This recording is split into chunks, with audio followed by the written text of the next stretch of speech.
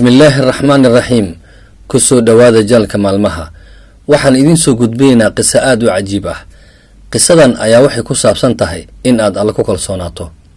oday waayeel ah ayaa alla subxaana wa tacaala wuxuu siiyey wiil, hase ahaatee wuxuu odaygani ka welweli jiray nolosha mustaqbalka wiilkiisa iyo sida uu u noolan lahaa. wuxuuna dhihi jiray mar weliba, anigu waan gaboobay, xaaskaygana sidoo kale waa ay gabowday, haddii aan dhimanno cunugayna noloshiisa yaa noo kafaalo qaadayo. habeenada ka mid a ayaa waxaa da-ay roob aad u daran. guryaha marka ay deganaayeen waxay ka samaysnaayeen dhoobo. ninkani ruux ay diris ahaayeen ayaa waxaa kasoo dumay gurigii, wuxuuna u yimid odaygan wuxuuna ku yidhi, waxaan kaa doonayaa musaacado. odaygii wuxuu soo saaray jawaan yar oo lacag ku jirto, wuxuuna siiyey lacagta barkeed. kadib wuxuu geliyey meeshii ka soo saaray. markii uu lacagta soo saarayay ayaa waxaa halkaa tagnaa nin kale oo ay diris ahaayeen oo dhaqan ahaan aan wanaagsaneyn.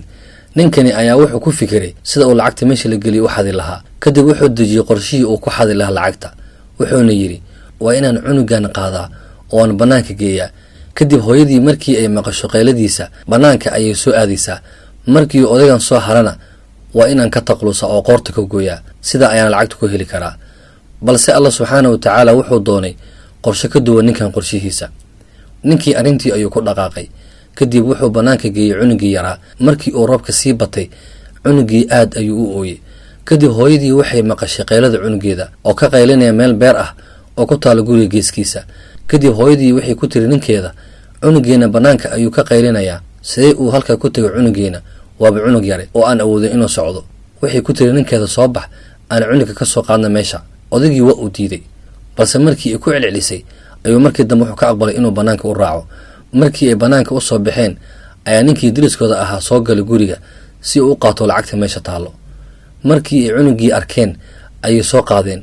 markii ay guriga u soo dhow yihiin ayaa hal mar waxaa soo dumay gurigii. waxay yidhaahdeen ayaga oo yaaban, cunugeena waxaa guriga ka soo bixiyey waa malaa'ig si aan u badbaadno. balse ma aysan ogeen in cunugani uu bannaanka u soo saaray ninkii diriskooda ah oo doonaya inuu gurigooda xado. habeenkii waxay la jeefteen nin diriskooda ah. markii uu waaga bariyay ayay waxay soo aadeen gurigooda. waxayna arkeen ninkii diriskooda ahaa oo meesha ku dhintay, islamarkaana gacanta ku haysta jawaankii lacagta ku jirtay.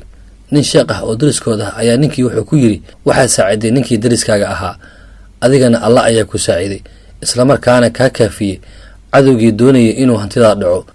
laga bilaabo maalinka odaygii ma uusan u welwelin mustaqbalka cunugiisa. wuxuuna ogaaday alla subxaana wa tacaala inuusan dayici doonin. wuxuuna u tala saartay alle arrinta cunugiisa. cunugii waa uu weynaaday, wuxuu xafiday qur-aanka, kadibna wuxuu noqday nin caalim ah oo dadka diinta bara.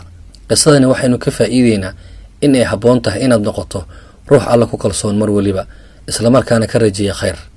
waad ku mahadsan tahay daawashada muuqaalkan.